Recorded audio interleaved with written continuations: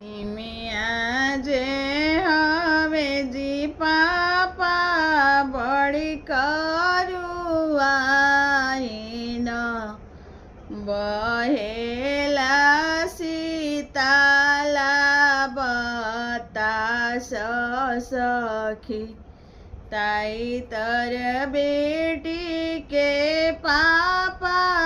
पलंगड़ा सावले सोई रहले नीरभेद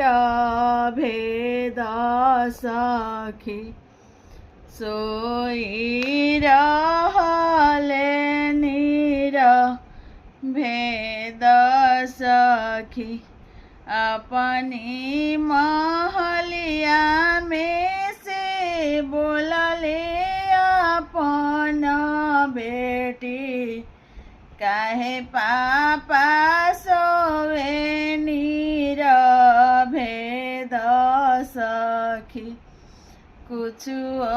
में सुतल हो बेटी कुछुओ में जागल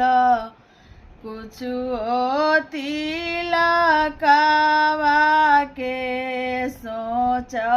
सखी कुछुओ दहेजावा के सोच सखी।